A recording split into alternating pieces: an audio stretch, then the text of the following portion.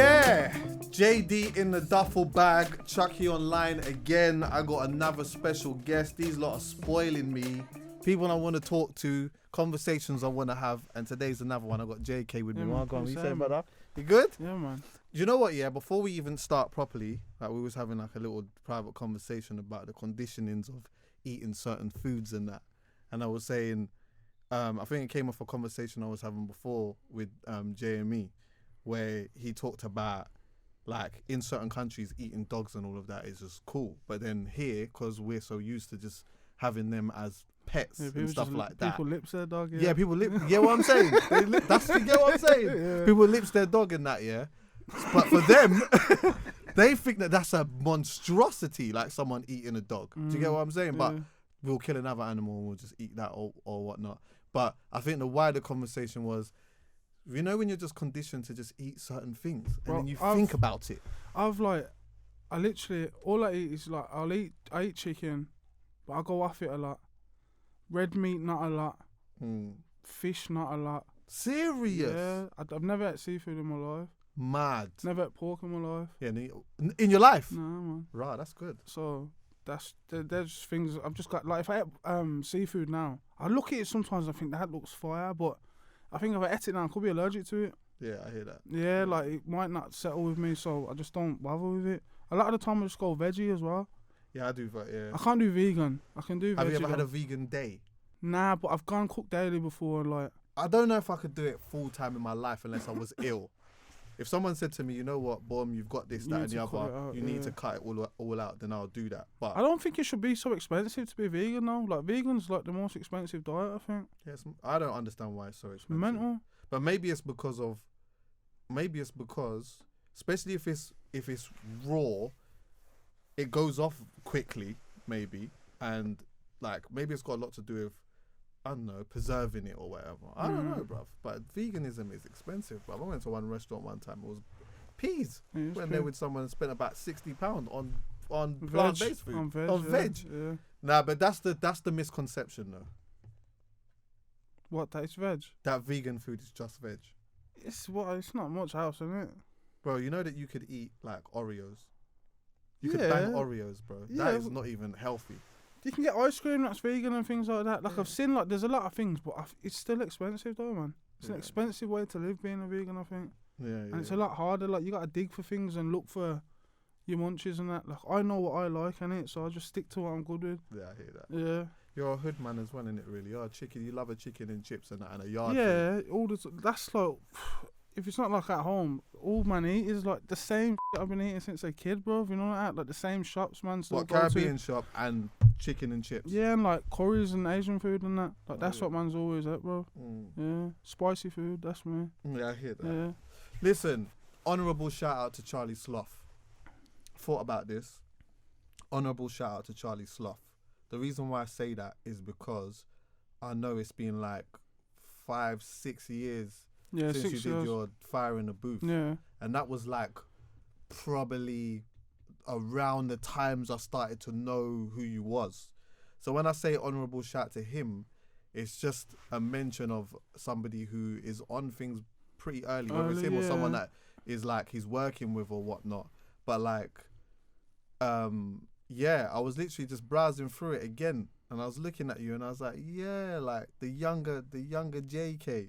Like them times, it's like building yourself up to qualify to do a Fire in the Booth. Like that when you used to like to get to a Fire in the Booth, like back then for me anyway. It's like you've got to a certain stage in your career, like you're being recognised, kind of thing. So I knew it was something that I always wanted to like. It's always something that I wanted to do, but it's always something that I wanted to do a sick one. And I remember like the week before.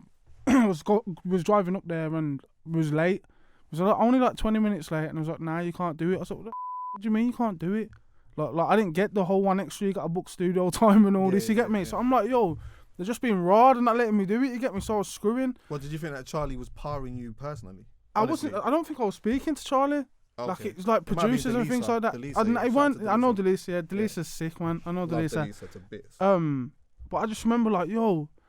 I weren't feeling it, like, yo, they're not letting me do it. And then just rearranged it for a week later. So I spat my dummy out and I just picked it back up off the floor. You get me? Yeah. And the drive to London from Birmingham to London is sometimes it's a slap, stupid, it's a bit man. long. But you know what I mean? And them times I wasn't so like punctual.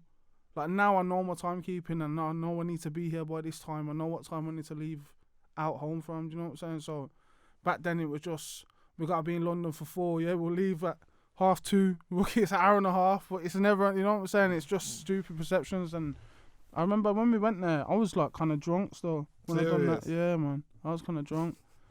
How long did you have to wait between, because you missed the first one.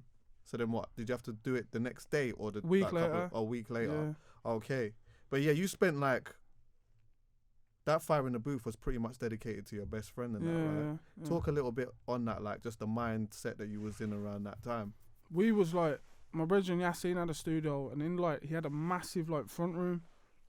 And literally we was just throwing like all we was drinking was Ciroc as well. Like that was Depsy's drink. Like that's what he used to drink. So we just, bruv, I'll show you a picture if I can find it, bruv. Like hundreds and hundreds of bottles of Ciroc, bruv. We was going through, bruv. Like no gas, bruv. Within like, I think he passed away in September, and I done my fire in the booth in November. And I'm talking in that space there, we'd clarted through bare like bottles and just went mad and sessioning non-stop. That's all it was, one big session beforehand.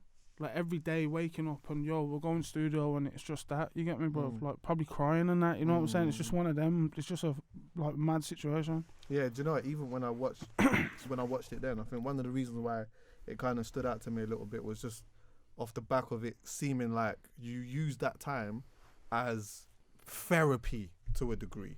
Like literally, I'm just gonna go to a place and just let go of all my thoughts. That's what I felt separated it from a lot of people that were doing fire in the booth at the time. Because you could go there and you can just spit and just murk. It's what's took me so long to do another one now. Like I'm thinking like 6 years and I ain't been back for a part 2. You know what I'm saying? And I haven't really gone anywhere, bro. You know what I'm saying? I've always been floating around. So that's because I want to make sure I kill it. You know what I'm saying? Like the next one's got to be harder than the first one. And I've set myself a bit of a benchmark. You get me? So might have to take some mad stuff to happen in my life for me to be able to go in there. Yeah, I feel like as you've used it for a special moment, I feel like you should always do that now. Yeah, if you're here, if this is the bar here, and this is the angle that you've gone at, you could do it differently again, but still use it as a thing. I'm not just going there to murk, but I'm going to say something. Yeah, I've got to say something, yeah. And like that's what I feel like. Those are the things that connects fans with their artist even deeper. You know what I'm saying? Like just hearing somebody saying some real stuff. Of course, we know that you can murk things that they might want to hear what you've got to say about something. Yeah. And like them times, like we was on music, but it was always freestyles. Like that's all man was doing back then. Like we didn't know about anything else but freestyles. So it's just like literally, I had a fight after I done my fire in the booth. I think it was like the same weekend. We went out for my brethren's birthday, and that's when I had the fight that sent me to jail. So like it was just like I knew I like, you know what I'm saying? Like in that situation, I knew like this has happened. Like the fire in the booth's out, and this is sick.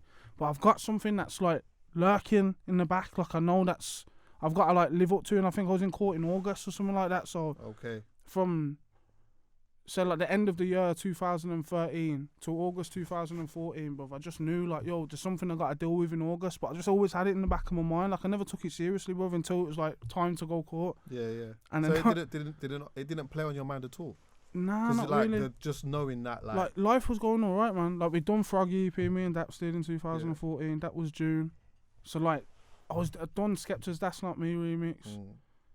Done a few things, you get me? And I remember Charlie shouted me for the Fire in the Booth sci-fi, the one with like Stormzy and Gets and everyone on. I was meant to be on that. Okay. And then I got locked and I was just like, and then I remember Charlie shouted me when I was in jail and that, and got the message over like, not condolences, but like, I see you. You know, safe, bro. Yeah, man. When you're out, shout me. Yeah, man. Yeah, man. Like that. Yeah. So like, and then I got nominated for the Mobo in there, for the best grime thing. And then like I found that out, and then like everyone started saying, free Jaykae, out in Mobo, free Jaykae. Yeah, I remember that. And then boom, they took me off, And then I was like, I had to deal with that. So it's just a stupid decision then. I feel like I could have peaked probably a little bit quicker in my life if I took it seriously then, because I feel like I was going quite well. Everything was going quite well for me then. So yeah. Did it make you anxious though? See, like when you're locked up now, it's one thing when you're kind of like, obviously you're on the streets doing whatever it is that you're doing or whatever. You find yourself in these unfortunate situations now, and then like, because for a lot of people they go inside and they come out almost to the same thing again, or not even knowing what they want to do. You already had a little vibe, a little buzz that you'd created in that area. So when you're in jail, you got Charlie shouting you. I felt like it was a lesson. Like me going to jail was a lesson. Like yo, you missed out on that. You missed out on that. You get me? Which you rightly so should have been at. Which you worked yourself towards to. You get me? So you missed out on them things. That was kind of a lesson to me. So it was a blessing in disguise me going there as well. Because I wasn't there for long, bro. I was there for like just under 6 months, bro. Did it feel like a lesson at the time though? Because you know, sometimes I feel like. I felt sorry for myself, yeah, definitely. I was gonna say, because more time we notice lessons later on. See, like when things have happened and that, we look back and we're like, oh yeah, that was a lesson. But in the time, I don't think, oh, this is a lesson. Well, maybe now I'm a bit older and whatever. Yeah. But like at that time, did that feel like, okay, I'm being taught a lesson now? Yeah, definitely felt sorry for myself. Yeah, 100% wounded. Like. When they took me out, when I found out about the mobile thing, I was screaming it on the wing, you get me? Telling all the man them on the wing, yo, I got nominated for a mobile. They couldn't believe it. And then it was probably like 5 days after that they took me off. So I was just like, it went from being like, yo, I'm in here and I've got nominated for a mobile to they took me off, man. You know, like that. Like that was just a blow in itself. And having to tell people like, yo, they've took me off. I wish I never told people like the way I did, you get me? Like I should have just held it down and that. Sometimes things are too good to be true. That's why when I find out about things like, sometimes when I find out like little blessings that are happening in my life and that, and I know like couple W's that are gonna happen for me and that, I try and keep them to myself, bro, before like just jinxing it. Like we say, don't put nuzzard on it. Like that's like, just don't jinx it, bro. You know what I'm saying? Like don't curse what you're saying already, bro. Like keep it to yourself, bro, because evil eye and things like that, bro. Like it's a kind of a thing that I won't say like I believe in that kind of bro, but I think that's real. You know what I'm saying? So yeah, sometimes anyway, like you know, sometimes they say nothing happens before its time anyway, really. So it's like even though these things got taken away, them times when it did, really, it was just supposed to be the way that it was. If that didn't happen, I know that you're saying that you may have peaked earlier, but you know what though, bro? You may have peaked earlier, but you might have too quick. Yeah, it might have been too quick. You might have been too ahead of the wave. I could be in a rut now, bro. Yeah. So like me going to jail is why I could say like it's a part of the reason why I've got my son. You know what I'm saying? So, because when I got out of jail is when I started getting like I got back with his mom. You get me? So I don't know if that would have happened if I never went to jail. You know what I'm saying? So it was definitely a blessing in disguise, man. Yeah, man. Do you know what I love though? Like being introduced to a new artist, like from the grime world anyway, when they're murking. Like I like that, and I feel like I don't see it as much today. Yeah. This is not me saying it doesn't exist. Of course it does, innit? But I feel like at one point I'm being introduced to just bare people just murking and just clashes and ciphers and bare different things. And like you did a lot of that. Like you obviously was in doing ciphers and clashing or whatever it is, and like I know you was in Jammer's basement and that and doing a couple of things. Yeah, a couple of times still. But like talk to me about them times there. I know that you still have that in you, but them times there, like being in Jammer's basement, especially being from Brom and that early on, like what was this? What 2011? Nah, yeah, the first one. I mean, when Sucks Clash Kazi on like Lord Mike's 3. Yeah, like that was like our first time being introduced to things that we've only seen on YouTube. You get me? Like and DVDs. Like we've seen Jammer's Dungeon, but now I'm in here. Now I know it's tiny. You know what I'm saying? Like when you're in there, bro, you're like this. I'm a big guy, bro. So it's all like cramped in there. So like seeing things like that was like a bit surreal. And being like meeting certain like MCs, like just being around Foots and Double, Jaykae, D-Power, like people that we've seen for years. You know what I'm saying, bro? Like bro, like we're around these man and they're cool and that. Like they rate us. That was like the best thing. And I think Sucks being on it the year before was like a blessing for me because I knew how to deal with it in the next year. Like when Jammer done it again, I knew I'm on the next one because I kind of like concreted it. I was cementing my place from when Sucks Clash Kazi. Like yo, make sure I'm on the next one. So I knew I was gonna be on the next one. I just didn't know against who. You get me? So when I got the call for it, I was prepared for it. Like really prepared for it. Like the Discarded Clash, I think I went ham. Yeah, I know. I think I went ham. That's where you had the T-shirt and that. Yeah, bro. Yeah. So like, just for people who don't know, obviously when you had that clash and that, there was a part where I can't even remember what you said, but It's you the then last round. you unzipped your jumper. It says your coat there might cost you a bag, but my T-shirt's priceless. And then I zip my thing down, and it's a picture of him with like a mad trim and mad guns and that. Yeah. He was doing his thing still, but he was like, he's funny. Like, you know what I'm saying? Like he made me laugh. Yeah. Standing next to him, do you know what I'm saying? But when the clash finished, after I pulled the T-shirt out, he started saying to Jam like, "Yo, you set me up and that. You set me up." Like he was screwing a bit. You get me? I was like, how did he set you up? Yeah. Because he had bare props. He thinks Jammer's told me, he's got props, so make sure you've got something. Mother's Life, that weren't the case, bro. That's not in Jammer's. That's not, never. He's not gonna, like, he can't be biased in any situation, bro. Do you know what I'm saying? That's not good for his business. Do you know what? It's not even that it's not good for his business. He just isn't like that, though. And what the insecurity was that he told Jammer what he's gonna do, and I never.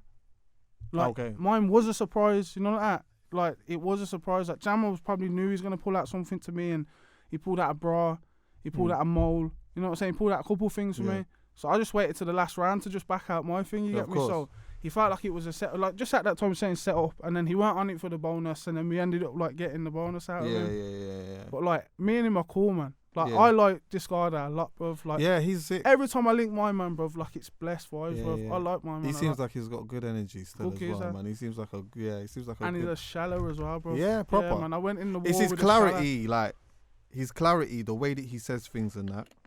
Like, it does cut through. And he's got, like, mad personality, innit? So the personality kind of comes out in...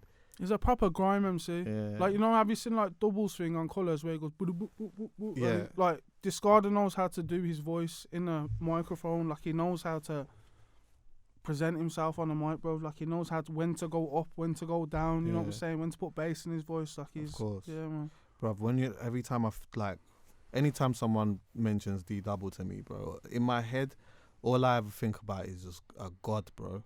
Seriously, bro. D Double is he's just a god. What can you say bad about him? You can't say anything bad about Double. The guy is just a god, bro. Seriously. Like, I got so much early memories of, like, meeting this guy. But it's just more... I remember meeting him on Starstruck, man. Is it, yeah? It's like, raw. Where? It was some Lord of the Mics event. And just seeing him, like, because all I've ever seen is him murk. Like, you know, like Top 20 Reloads, Eskimo Dance. Do you remember that? Like, that video? Like, I used to watch that a lot, bruv, and it's like, yo, how's this geezer got him boxed like that? Like, barely even speaking into the mic. So, like, the way he goes into the mic, like, he's holding it here and he's not shouting. And it's like what he does is... And he moves the mic when he knows, and he'll move his head back with the mic. Yeah. Have you noticed the way he plants his feet as well? Bruv, I've studied the brother. What he does is, he, like, when he gets the microphone, he plants his feet.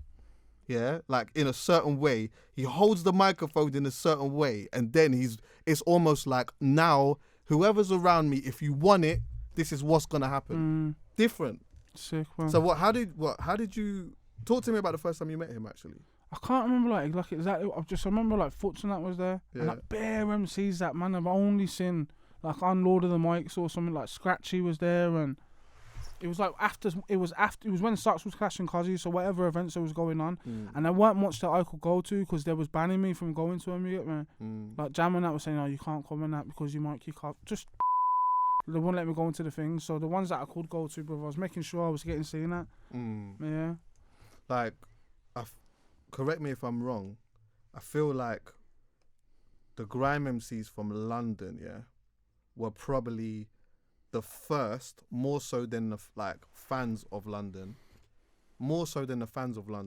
embraced MCs outside of London first. So it was like other MCs more embracing other MCs, and then like London, the fans of the scene kind of caught on later, because it did seem like a little bit like people weren't really paying, in London, they weren't really paying too much attention to what you lot were doing, but the MCs in London was fully aware about what you lot were doing. Did you say that? Yeah, because like it's gonna take an MC will rate another MC first, Like I don't think somebody has to have a smash hit and be massive for an MC. Like if someone just walks in this room now and spits a bar to me, I can be like, yo, and he's hard. I'll tell you he's hard from now before he does anything. You know what I'm saying? Like that's kind of the things it was. And then they, like, I don't think they could ignore the views either. Like we're just doing little videos in our yard and that, just a freestyle video, and it's licking 100,000 views. And in 2000 and whenever, bro, that was got like big views. That was a big thing. And like, I remember we started going to Deja Vu, like Invasion. We used to go down there, and I remember like one time Killer P. You had a lot. There was a lot of you in Invasion. There was Killer P used to like I remember seeing Nico there from Warfire, like bro, just bare people, bro. Like, you know, it's like, and we went there and we merged, bro. And I remember people was coming up to me like, yo, you're hard. And some people knew who I was, some people never. Some people was asking other people and then getting told, you get me? So it was just a thing like going up there and not throwing our weight around, but making man know. Yeah. And that's the first place I ever realised that when we used to do sets, if you spit after me and get a reload, I'm going to be like, brat, we were sick. If I'm in London and I spit and you get a reload after me, you're thinking you just murked me. That's when I learnt that. I didn't know about this, you get me? I remember, who was it, bro? Someone got a reload after me and thought they was sick. Serious? Yeah, what, like chest pumping in front of you now? Yeah, like? bro. And I was like, I felt the energy. Like, and like everyone around here must think he's murked me, you know? Who was it, bro? It was Deja Vu, I can't remember, bro, yeah. So what, it was like, when that happened, did you feel the tension straight in the air, like as in, wait, hold on, everyone in here thinks that he's done that? Or was it like, right, he actually, is he selling for man? I just felt violated a bit and I didn't pass the mic, I spat straight after him and got a reload. Okay. I give him straight back, bro. Yeah, who was it, bro? It's someone that's like, if I said it, it's someone I was familiar with, but someone's not still around no more, man. Yeah. I can't remember, bro. When it comes up, it might be on YouTube, man. It might be on YouTube. You know, there's like sometimes there's bare testosterone in the building, you know, because as soon as, again, if someone gets a rewind straight after you, then at some point you need to resurrect that and get one yourself. Yeah. And then, you know, you already know there's times you can be in the building, or you can be in the room and this microphone's getting passed around and you can't get your hands on it. Nah, I'm not one of them geezers, man. I get even if it's one finger around the wire, clutch onto that one finger around the wire, bro. But was you one of them, man, that where, like, say someone's barring, right? He's in the middle of a 32. You're already reaching for the mic in his 8, like that, holding the microphone now, ready to snatch it off, man. I've done that a couple. There's footage of that on YouTube, like where I just snatch mic off, man, after I ate and that, and then just go ham. Like there's raw that I was kind of like that, but if I knew the bar and I wasn't one of them to try like steal the show kind of thing. Yeah. Like if I know he's got a 32. I kind of know, like, if the last 8's going to go off or whatever, or if I can hear a beat coming in, I ain't trying to snatch your drop and things like that. Like, get your reload, bro. Like, I've never been one of them people to, like, steal a man's shine. There was beef over that. I've seen beef over that. He's just got the microphone. He's just got it. And he's just started his thing, and another man's holding the bottom part of the microphone, ready to take the mic off him to say his thing. And now you're putting me off. Now I'm upset. Now there's different types of vibes in the venue. It gets like that. Yeah. It really gets like that. I heard you actually tell a story a little bit where you was talking about a clash where you was talking about no nans. Yeah. He was like, rah, no nans. Yeah. And I thought that was funny because, you know, there's always that debate in clashes or beefs anyway, rap beefs. Just have it set out on the table beforehand. Agree to what you don't want to. Because if he said no mums, then I would have been, what am I going to say now? Say your mum. There's no clash then. I'm going to have to agree to it. Why specifically no nans? He felt strongly about that, you know. At the time, bro. So his mum was all right. I was having horrible clashes back then. When I say, like, personal, like, funny, what's his sister's name? What's this? And we've been linking up in the park and I'm just dropping on people that are just from Brum, that are just on MySpace or what, MSN, saying that they're sick MC. Yeah, link up, come to the park then if you think you're sick. Come into the park. A man's just got bare info on you and we're drilling it on you there and then, bruv, like going in. I was like proper pridey. I weren't trying to lose nothing back then, do you know what I'm saying? Then when I clashed my man, he was one of the oldest in the ends. So there's only so far it could have got to. You know what I'm saying? Like, we had to have a kind of respect level. Like there had to be a level where we can't cross. So why was it his mum all right then? I don't know. That's personally for him. That was his thing, you know, Nan. Yeah. I don't know if she passed away. I don't Oh, know. yeah, It could have been that. I don't know, you know, bro. Yeah. It could have been that. But he still felt like you dissed his Nan. Who was it? KDA his name. Oh, is. okay. Yeah, And Marvin. do you still chat? You man. If I see him, like imagine this, bro. Yeah. I clashed him. That was 2007, 8. I seen KDA like 2-3 years ago. First time in years, bro. Yeah. I'm at the pub, and it was, I don't know why it was Ram. It might have been someone's birthday or something. I'm at the pub and I've just looked up and I've seen my man like from afar, and I was like, blood. I had to call my brethren like, yo, is that KDA? And my brethren's looked. He's like, yeah, it looks like him. So like I've walked over to him, but like he didn't know how I was gonna approach him, or like if there was still gonna be some animosity over there. And I was just like, well, go on, man, you good, yeah? Like shook his hand and that, like made him know, like, yo, it's. Yeah, of course. Yeah. It's music, isn't it? Yeah. It's just, that's how it was, isn't it? We grew up at a time where, like, the hostility was, you took the street hostility into a microphone, and you went in a room and you said what you wanted to say or did what you wanted to do, and that was really. It's like a boxing match, man. Like course. when you leave your differences there. And them times, bro, I was whack, man. No one was like, when we was doing sets back then, bro, I put it on my story yesterday, bro, like, yo, remember them times we used to go Mars' studio and no one would pass me mic, you know, like that, like when I'm a kid, bro, you know what I'm saying, like, I was back then, like, proper, like, I'll admit that, I listen to it, I can't listen to it, it's that bad, bro, but you used to work at it, innit, bro, and obviously I stuck to it, and I remember I had friends that told me, like, yo, one of my brethren sensei, every time I see him, bro, I tell him, I remind him, like, remember that time you told me, yo, it's not like you're ever gonna do a tune with Wiley. Like, yo, bro, that's what he thought the pinnacle was back then. But when I was still going, my brethren J1 and my brethren Sensei, they stopped music. And at the time, them two were way better than me. And they was like, found it like, yo, we're not on it no more and that. And I was like, why, man? You man are hard, bro. Like, what you's on? And they weren't on it. I remember he says to me, it's not like you're ever going to do a tune with Wiley. And like, man's, if anything, I've surpassed that in my career. Do you know what I'm saying, bro? No disrespect to Wiley. Of course, man's done tune with Ed and all of that. That's Wiley's But that was the pinnacle back then. What he thought, like, yo, that's the biggest thing you can accomplish. You get me? Like, that's what he thought. You get me? Like, it's not like you're ever gonna do that. Talking of Wiley, actually, you've been talking about clashes a lot. I've noticed. He's been going mad. Yeah. On Twitter. Yeah. He's been saying a lot of things. He's been saying a lot of interesting things though. Like he was talking about just like clashes and wanting to see like clashes today. And I think obviously because some people reacted to it, obviously he's just been talking about it. When I'm on him, he gives me like the past 2 times I've tweeted him like, come, he's been like, I like you, man. You know that? Like, nah, Jay, you're not a pagan, man. You're not one of the pagans, man. You're alright, Jay. So like, I feel bad. Like, there was a stage where I was like, oh, I want to clash him. Now you wanted him bad, didn't it? I can't just draw you out. I can't just keep being at him, man. Why did you want him so bad though? He it's like I feel like he's always like, bruv, I remember Wiley come around like 2009, bruv, and made promises then. Then I remember Wiley being around him in 2000 whatever, bruv, and him like, yeah, we're gonna do this, and he'll tweet, man, it's probably with the best intentions, but just don't gas man up, bruv, because in 2009 I'm 18, so when Wiley's telling me, yo, no, I'm gas, bruv, you know what I'm saying? Being from Brum and not being around these people and things like that, bruv, like, it was a serious thing to me. Obviously, a lot more serious to like.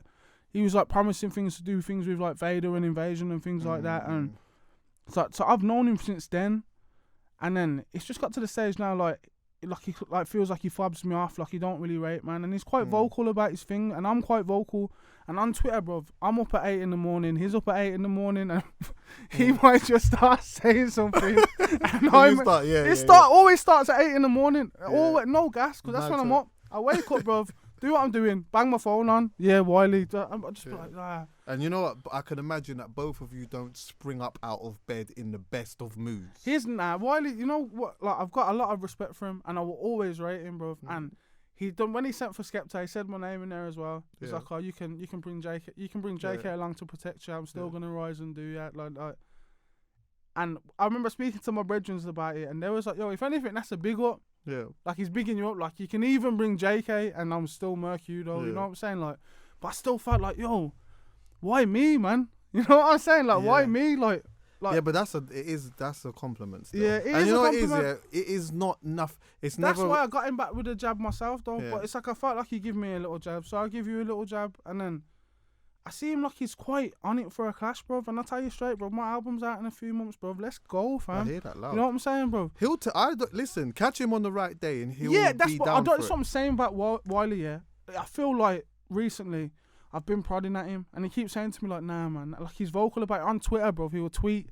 You get me, where everyone can see like, "Nah, Jay, you're not a pagan." Or he said it to me the other day. Said something that was funny. It made me laugh. He said something, asked me, but on the same lines, like, "Nah, man, me and you ain't gonna clash," or something like that. You're alright, Jay. So I can't just keep prodding at him, man, because he's gonna snap, innit? Yes, and the thing is, that's when not. the man's probably on his A game as well the most. So that's where I've got to just leave him for a minute. You get like, me? he's not afraid. Listen, I don't like, even if Wiley's telling you you're cool. I don't want to like. Yeah, it's not because I don't want to be in this lyrical warfare. Like, he knows it. Like, I've always said that, like, there was a time, there used to be a guy on a radio station called Choice FM, yeah? But Choice FM was Choice FM before Capital Extra, yeah? So, obviously, Capital bought it over. It changed to thing. They did all that Capital Extra stuff, whatnot. But when it was Choice FM, yeah, there was a guy on there called Commander B, yeah? And he used to do a show. It was almost like one of the first war reports, bro. Yeah. And, like, he'd play like all of these dubs and that, yeah. And there was literally one day, Wiley was like, about 5 man sent for Wiley. Like, literally 5 man sent for Wiley. And one day, Wiley had a dub for every single one of them. Man. And it was like this nearly every day. So say someone like went in the studio, someone went in the studio and did something and gave it to Commander B. Just know tomorrow he's got one with Wiley. He might have 6. Yeah. How about that? Yeah. So he definitely knows it. And I think for the sport though, if you two like did it for the sport, I think it would be kind of interesting. So. Yeah. I think the songs and that, I think the bars will be sick, but I think the actual social media side of it, I think that'll be the most interesting side of it. Yeah. Like him just having his rants and going in and things like that, bro, because obviously you give what you can take. I can do banter, you know what I'm saying, bro? Yeah, of course. I like it when someone of that stature just says how they feel, even if it's not really how they feel. Because sometimes I don't always think that he feels the way that he does. Saying, but he's putting another light on Grime again. 100%. Him doing all of this now and ranting and just calling for everyone.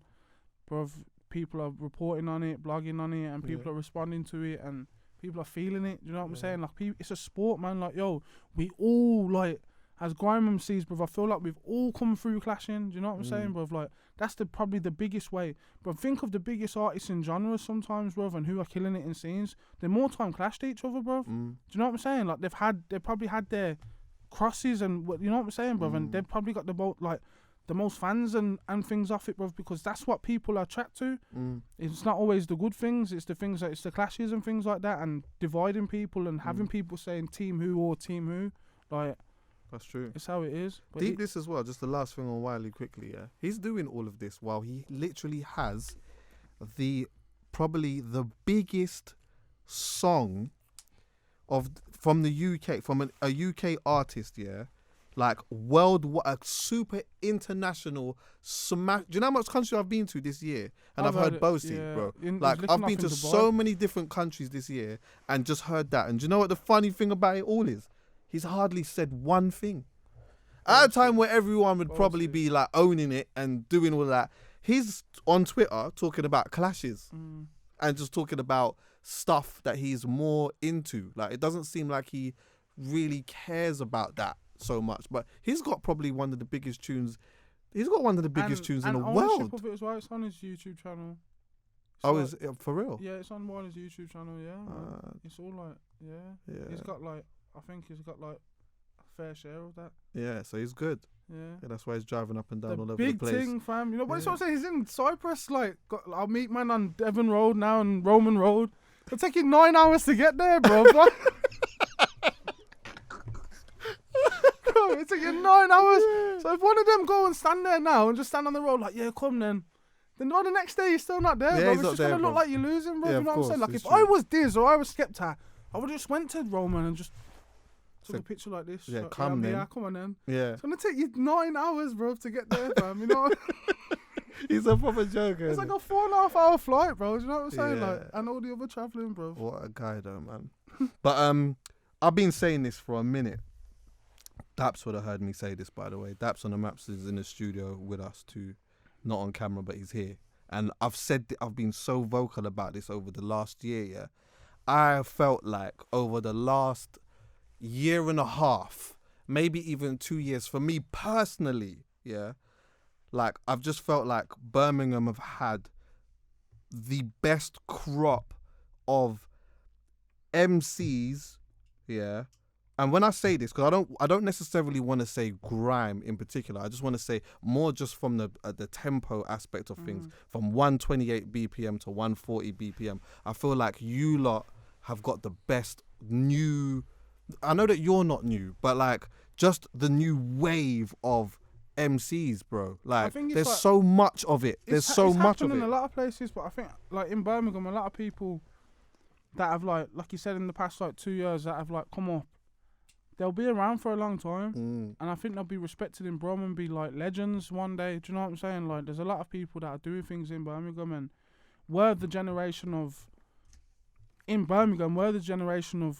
Dizzy and Wiley and Lethal. Like, we're that generation in Birmingham. Do you know what I'm saying? Can you feel that from like the young bucks and that like how they see you?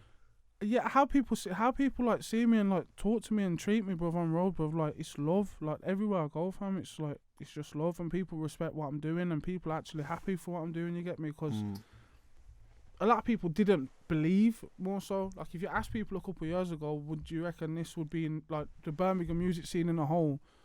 Like, people would have gold singles and, you get me, and silver records, and you know what I'm saying? Do you think this would happen? A lot of people probably would have said no, bro. But now everyone's like got their own accolades and their own achievements. Of course. Yeah. And the thing is, it's like, though the accolades and that is good, naturally, especially like with the P's and all of that, these things help you to change your circumstances and bring people through and change your lives and all of that. But just from a talent aspect, bro, the level is super, super high.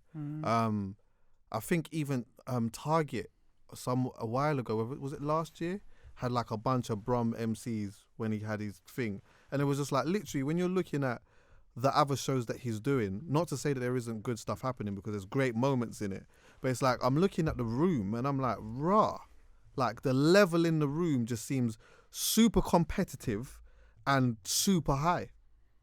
It's like, you're gonna, like, the new generation that are gonna come up as well, they're not gonna sound like man or have man's flow in particular, but they're gonna know how to bar, you know what I'm saying? Because they've got, like, they know how we spit and things like that, bro. So I think the new talent that's gonna come up are gonna be sick, bro. Yeah.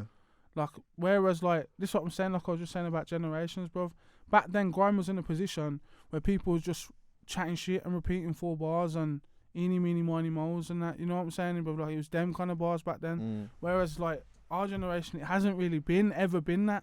We've all been barrers, you know what I'm saying? Like, from as long as I can remember, it's never really been like, yeah, like bare one-liners and it's never really been that. It's always just been bars, bro. Yeah, and I remember like those, like the one-liners and all of that. Those used to be the things that always got the rewind and that. It's not even like that. It's still that. Yeah, it's not like that anymore. But still, one-liners are still. Yeah. Yeah, and I've never been the person to write the one-liners and that. I've never like felt comfortable doing that. Yeah. I've always tried to find a balance, bro, like between hype and content. Like, that's my thing. You've been on a proper grind though. I've like literally from that, though, all those earlier clashes to now, like you've just got a lot of good material out, like a lot of, just actually forget even just the material, like all of the things that you've done, whether it be the cyphers and all of that, yeah, and then like the material on top of it, like you can see that there's been a consistent grind from then to now. Yes, you had that little period where you went away for a bit or whatnot, but yeah, like this year, you haven't had an album. You had an album that came out in 2017, isn't it? EP, that was. Huh? EP, that was. Oh, that was an EP? Okay, so these days, you can never tell these days. No, but I'm not chatting. Like, how many songs was on there? It's under half an hour purposely. I made sure it was under half an hour. Oh, okay. Like, because that's what an EP is. If it's under 30 minutes, it's classed as an EP. Okay. If it's over 30 minutes, it's LP. Yeah, so... But I listen back to that now, and bro, I think it's amazing. Like, It's cold. I think it's hard, bro. Like Yeah. I could have put on 2 more tunes on there, and it could have been an album. There was one tune in particular, yeah. Let me tell you this. I'm a man where when I listen to a song, see, like if I like a song, I will batter it and I will listen to it. I will listen to a song the whole way home, yeah, or all the way to wherever I'm going. If I'm driving for an hour, I listen to the whole song. But it was Knock Door Run. Yeah. Oh my God, bro. A lot of people have that. That there, like literally, I don't know what the stream counts on that is, bro. But the amount of times I listen to that song in one particular, I just feel like when you're doing stuff like that, like for me as a person who checks for Jaykae, that I feel like you're at your best when you're doing that. Do you know what I mean? But yeah, go on. I was gonna say, like, the albums, a lot of like people like when I work with like Thomas Mellor and things like that, and them kind of when I get deep and talk about like old stuff and talk about new stuff and like just reveal things that people might not know about me and things like that. Like that's more where the lane that I'm going with this album. But Not Door Run, it's almost like it's a drill beat almost. Yeah, and I just put grime bars over it. I've got something else like that at the minute that I'm working on. Okay. Yeah. That's why I didn't even, when I was saying about like the best crop, that's why I didn't even really mention the genre so much. That's why I mentioned more tempo. Because again, as I said, I just feel like what you lot offer to that is nuts. So yeah, all of this time you've done all of these things. You've had this EP. You've like obviously had a big sync as well with the power stuff and like your career what's the word? How do you say it? Trajectory, whatever. Yeah, it's gone all the way up like this, yeah. But you've done this without no label, and I know that a lot of the time now, this is probably the perfect time to be able to do all of that, to be able to function and maneuver without a label. A lot of people have done that, yeah. But surely, loads of people must have been knocking on your door trying to. Man. Everyone wants a piece, man. Yeah. But I'm not ever ruling it out. But at the minute, I'm trying to see how far I can take it. And I think when I drop my album, my debut album, that's as far as I can take it almost. You get me? Like on the second album, I'm gonna want to take it bigger. You know what I'm saying? I'm gonna need a bigger team and I'm gonna want it to be a lot better. So that's when maybe the situation will come. But when it favours me, because I remember going into meetings and getting offered donut. You know what I'm saying? Like chump change, bruv.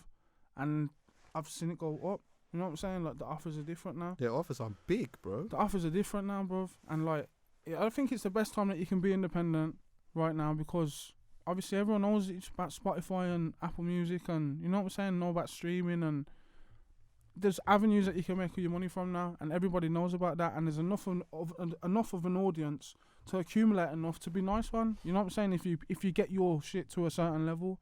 So I just want to see how far I can take it independent. I ain't even got publishing, you know what I'm saying? Like serious? Nah, man. Publishers have obviously come to you though. Couple, yeah. Yeah. But I ain't even got publishing. Like when I drop my album and you see my features and I own that, then chat to me about publishing. Like, I've seen my publishing offers quadruple, bruv. You know what I'm saying? Because certain things have happened in my life. You know what I'm saying? And I've got percentages of certain things. You get me, bruv? So yeah. Ownership is key though, isn't it? Bruv, I want to always, to be honest, if I could go my whole career without signing and always being independent, bruv, I would. Because I'd like to like build it to I always want my music to play. I want my music to play for the next 20, 30 years, bro. I want it always to stream. I want my grandkids to benefit from it. You know what I'm saying? People that I haven't even met yet. You know what I'm saying? Like, I wonder what the situation is with like, because obviously I know some people buy back their masters and that, yeah. But have you got to wait for a certain period of time before you can get them back? What if you sign? Say you sign, you do an album with the label or whatever it is. Technically, they own it, right? Yeah. Or can you negotiate deals where, although you are working with a label, once you leave, they give you everything back, all your masters, everything. It's all about recouping and shit like that. So usually when you sign a publishing deal, a good term is like 8-9 years. Like if you get a good publishing deal, they're owning you for 8-9 years, bro. It's a long time, man. Yeah, it is for real. And I'm a man like, bro, if I tell you straight, bro, like, I ain't seen big checks off music. Straight, bro. You haven't? Big checks, no? Like, big checks, bro. Like. Well, you mean like one big outlandish mad one? Oh my God, I haven't seen that, bro. Because this is the route that I'm taking. Yeah, but then you own Monthly, I'm getting obviously monthly you get your streams. Like that's what I'm getting twice a year. And then obviously you don't like when you do your live shows. Yeah, you don't have to. All you have to do is part with the manager. I'm a booking agent. And your booking agent. Yeah. The label doesn't take anything off that. No. Okay. Well, some labels do take. Exactly. Yeah. So it's just, it's a bit of it's. I'm kind of like happy in the situation that I'm in, bro, and I want to kind of like keep it like this to just see how far I can take it, man. Have you had playlist politics? Bro. Have you experienced them? In terms of like, I distribute through ADA, yeah.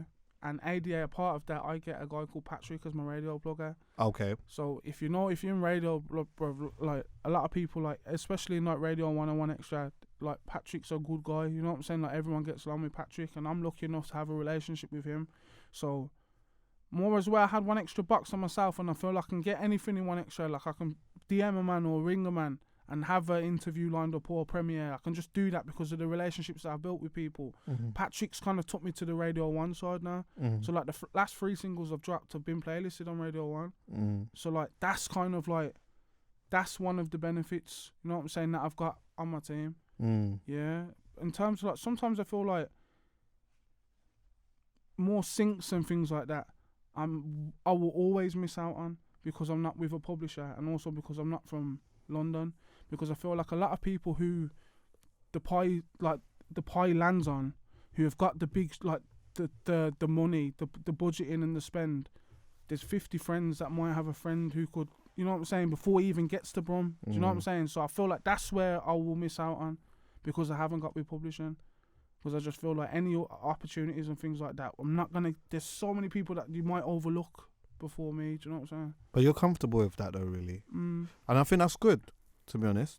And that goes to the conversation I had with another artist before, where he was just like, you know what, I'm making music for me and my friends and the people that are like like-minded people in it, and wherever that goes, it goes. But I always want to be able to just control the destiny of where I'm moving, and I think it's kind of admirable to be able to, you know, go to offices where they're saying, you know what, I'm gonna give you 500 bags, and you're like, sounds good, but not really on it. I'm in the process now of putting Toothache in my son's name. You are? Of putting my song Toothache. Oh yeah. Like putting it in his name. Yeah. That's bad, boy. Because that's paid me for years, bro. Like I could, no gas, not change shit. I could like live an alright life. Not bathing, bro. Not as comfortable as I am now. Not any. I wouldn't be able to look after everybody. I know what you mean. But I could have a decent wage monthly off Toothache. That's mad. And not have to leave my yard. So that can go to him. Like that's something I know that will consistently go. And even if he hits 18, just make sure he doesn't do nothing dumb with it. You know, don't go start going buying mad whips and that. But like just, you get me? Whatever he chooses to do in life, just make sure that benefits him. Of course. Yeah. The benefit of being see, when you make a tune that connects and slaps like that, yeah, the benefits of that is good. Like, it's funny because I was saying that, like, see Mariah Carey, yeah. Oh, bro. Fam. Bro, I'm gonna make a Christmas tune one day. I have to, because bro, the Christmas checks, I'm mad. Are you mad? If you make a Christmas rhythm, you're made for life, bro. If you make a Christmas rhythm, not even her, you know all these old 70s brothers. I don't even know their names. And the bells are ringing out Christmas Day. Yeah, bro, he's cleaning every year. Who is he? I don't even know who he is. Fam, dead and gone probably. Christmas bangers. I swear to God. Remember I told you next year I'm gonna go for a Christmas tune. If Mariah Carey never made a song ever in her life, but she only made All I Want for Christmas Is You, fam, she's good. You know, like, it's one of them ones, yeah, you know, where, like, you know when you think, yeah, like, money's coming in, innit? Wherever it's coming from, money's coming in, it's always going to come in, it's good. So sometimes you do the thing that's not sensible, where you spend what you don't have because you think that money's coming in. Yeah. And people do that on the streets all the time and find themselves in big predicaments. I was gonna say it's like crapping, man. Yeah, of course. You got a crap on, and you start thinking you've got a bare dough coming, and you understand what I'm saying? And then you exactly, and the police come take it and all of that stuff. Bro, but it's the same thing. But see, with Mariah, she can afford to spend everything she's got in her bank account right now, knowing that as soon as November licks, It's peas again. And then all of a sudden Big now, though, bro. Arabs are now in the mix. So before you know it, now it's a PA in Saudi Arabia for 9 mil quick. Do you get what I'm saying? If you make a Christmas tune, bro. The Arab thing, the Arab money now, like I've seen it like with boxing, with like music and that concerts. I've seen Ross and someone else was in Saudi the other day. Like that's where the checks are, bruv. Like if man can start getting booked out there, bruv. Yeah, you're good. Nice. You're Get a clean. residency out there, bro. You're laughing, Of mate. course. Yeah. You said, you guys, when most people ask me for advice, usually I tell them to become a DJ or a manager. Yeah. What's that about? I just think everyone wants to be a rapper. Like, why, man? There's so many avenues you can clean up off. You can be a DJ, you can make dough. Be a manager, make dough. Be fucking... There's just bare things, bruv, that I think, like, you can produce. You know what I'm saying? There's bare avenues in music that people don't realise, you get me, bruv? Like, you can have a nice, comfy life through music and no one knows ya. You know what I'm saying? You're not bait. You got 300 followers. But you got more dough than the person you probably fucking A&R'd. You know what I'm saying, bruv? Like, that's just how it is, bruv. I don't think everyone's just on this here, I want to be a rapper. But then don't realise you got to graft it, man. And a lot of people just like get sour when shit won't pop for them in a month. Yeah, of course. You know what I'm saying? Yeah. I've been speaking for a month and it's not popping, man. Things not popping. Like, what the do you expect? You know what I'm saying? Like, enough times people will see what you're doing and think that, and eradicate the whole 9-10 years that you've been doing it, thinking that just the last 2 years have been lit, and that's when you started. That's why I'm so lucky to have an audience, a core audience, to know that if I drop something, there's so many people that will 100% click on it, bruv. Like, that's what you've got to build yourself up to in music, bruv. So unless you're down for the 10 years, bruv. Yeah, I think sometimes we need to glamorize the people behind the scenes. Like, rappers are glamorized, DJs as well, to be honest with you. Everyone wants to be a DJ too. Yeah. But like, sometimes we need to glamorize the manager. Sometimes we need to glamorize the tour manager. The plugger, the tour manager, exactly. Exactly. Sometimes we need to glamorize all of these other Big up Trev's weighty. You get me? Bruv, Trevor's out there in LA right now. Yeah, For those who don't know, in the big thing is as well. Trevor your tour manager as well? Nah, but I would. Like, I'm not at He's that. peas. Yeah, soon. When I get to that, when I do Academy tour, Yeah. I'm 100% gonna have Trevor. Just for people who don't know though, Trevor is a tour manager and he looks after Stormzy. He's Thanos in the UK of tour managers. Yeah, trust me. All of the big, he's got Stormzy, he's got Steph London. He's out in LA with Dave at the moment. I see him out there with the big Rari. And Dave's like, what? Like, you love it, innit? And he's just sitting there smiling. And it's like, but what he does is a real best life, bro. Best life, you know bro. what I'm saying? And no one knows who he is. Yeah, He's out in the Rari. Yeah. And no one don't know who he is. Only when Dave's putting him up, some people might clock him, you know what I'm saying? Because there's a lot of people seeing your face and things like that. Of course. So you might recognise him, but you don't know too much about him. Yeah. Oh no, you know what I'm saying? Personal things about him and that. You don't know. You know what I'm saying? He's just Trev. Yeah. Doing his thing, killing it. Like, there's people like that in the game. A lot of people like that in the game, bro. Like, that are just in the backdrop. That are finessing, bro, and doing their thing. That's why I feel like we need to glamorize them job roles a bit, and maybe sometimes an element of it is my job as well, you know, to sit and have conversations with people from behind the scenes and show people that there's loads of different things that you can do. Before I didn't like when I was coming up and that you didn't know nothing about anything other than being an MC or a DJ. But now, with all of the platforms and stuff like that, there's loads of conversations that can be had. So, bro, you can be the next Austin. You can be, you know what I'm saying, bro? Austin, another one. Austin's now at iTunes. He was working at Spotify. Was working at One Extra. Was working at One Extra. Like, built his way up into a mad position, you know what I'm saying? And very respected in our scene, bro. Definitely. Like, you don't have to spit bars to be that, you know what I'm saying? Yeah. That's more so what I was getting at with that. Yeah. Have you still blocked Corbyn? You know, bare people took that wrong, yeah. That's just me, like, just being funny and whatever, yeah. No, wait, but just for people who don't know, because obviously he said, I blocked Corbyn. Block Corbyn just in case don't... he don't bread me. Yeah, bro. Like, yo. He follows me. Does he? That's what I'm saying, man. Like, I don't care about politics, man. And you know, if he shouts me, I might give in. Of course you will. If he turns around, just before and that says, happens, let me block him. You get me? Like, if Corbyn comes out and says, he tweets, yo, fam, Jaykae, you see that froggy tune there? Hard.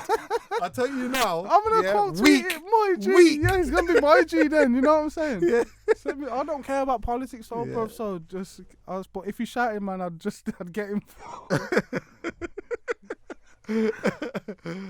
Oh mate, we gotta go, yeah. But I do want to bring this up quickly, yeah. The Anthony Joshua fact. I know you're a boxing man, Yeah, man. and obviously he's got his fight coming. I didn't actually want to talk about it because it makes this podcast dated after a while. But I don't care, whatever. He's got his next fight coming up now, and it does feel like, whereas before everyone was like AJ, he's taken a loss now, and everyone's kind of switched on him, kind of thing. I've seen it, bro. I've seen it. Like, I've seen the tide turn. And what happened was, I think where it started happening is when AJ made Deontay Wilder famous, yeah, by calling his name and making UK people, the casual boxing fan, being familiar with Deontay Wilder. I've known about Wilder for years, but there's people, if I asked them like a year ago if they know who Wilder is, they would have said no. But now they all know him. You know what I'm saying? Like, people know who Wilder is. That's the guy who, you get me, fought Fury, and that's the guy who AJ wants to fight and things like that. I think that's where it started. Like, he brought people onto his level where he was on the high horse, bruv. He was up, you know what I'm saying? Like, he was the mainers, bruv. He started, like, bringing people into the mix, and that's why I always rated AJ, because I don't feel he's took easy fights coming up. I think he's had some serious fights with some serious people. He's got some good wins on his name, you know what I'm saying? Whereas I look at other heavyweight boxers and they've fought a lot of bums. Their records, they might have a big number on their records, but you look at the actual names that are on the list, there's nobody in there, do you know what I'm saying? So I've always been Team AJ, and it's like, it's probably, I've been to the most fights I've ever been to of a boxer is AJ. It's the most expensive tickets as well, you know what I'm saying, bro? Like, and I remember that night, bruv, we've always said, like, yo, when I seen him against Povetkin, when I seen him against Takam, even like with Joseph Parker, when he's got the smaller boxers, the smaller heavyweights, he has problems with them. Like, he doesn't. That's not someone who he suits well against. So we thought we'd win the first fight, but yeah, like, I know Ruiz is a bit raw. You know what I'm saying? Like, he's a bit raw. So when that happened, bruv, I was room all night, bruv, devastated. Like, yo, going home, like, yo, I was wounded. I can't watch the fight back, bruv. I swear, and I still can't. It's like my fight video. Like, I got knocked out, and I can't watch the video back. Like, that's how I feel like when I watch that. That's why I feel like he's coming back on a mad thing, bro. Yeah. You ain't gonna take the rematch, bruv, like that, bruv. Like, you don't have to go back through that, bruv. And I don't think it's a money thing, because you already got Wilder, bruv. It's definitely not a money thing. He's got, bruv. He's got peas. He's got peas, bro. Yeah. You know what I'm saying? You don't have to go and face your demons like that straight away, bruv. That's personal. You know what I'm saying, bruv? Like, you want to go and rectify that, bruv. You want the bounce back, because if you don't get the bounce back, bruv, Deontay Wilder's gonna end up with all of them, bruv. Exactly. More time. You know what I'm saying? And with bare chat. Yeah, bruv. Well. And that's something I never would have seen happening like a year ago. Like, I still say to this day, bruv, I think AJ puts out Wilder in 3 rounds, bruv. I think AJ does him, bruv. But like, like, I didn't like Deontay Wilder until I met Deontay Wilder. Yeah. Sick guy, proper sick geezer, bruv. Like, sick geezer, like, nice guy. Had time for a lot of people and things like that, bruv. He's good, like, he was fighting with my son. You know what I'm saying? I give my son to him. My son's there. I was saying, yo, take a picture. And my son started hitting him. Yeah. And he's like, yeah, come on then. Like, I've held my son, and my son's throwing shots at him, and he's there throwing shots back at my son. Like, can only rate that. You know what I'm saying, bruv? He's a nice geezer, but still think AJ does him, bruv. And like, I love Tyson Fury as a man. You know what I'm saying? But still, I'm still Team AJ, man. Bro, I'm with you, and I'm backing AJ to bits. But my bro, thanks for, coming through, rapping with man and that. It's not going to be the last time, of course. Someone I respect anyway. We'll do it again, man. Every time, my brother. Jaykae, yeah? JD and a duffel bag. That's another episode. Hope you enjoyed it. We're here again. Live free. Peace, love, and unity. Blessed.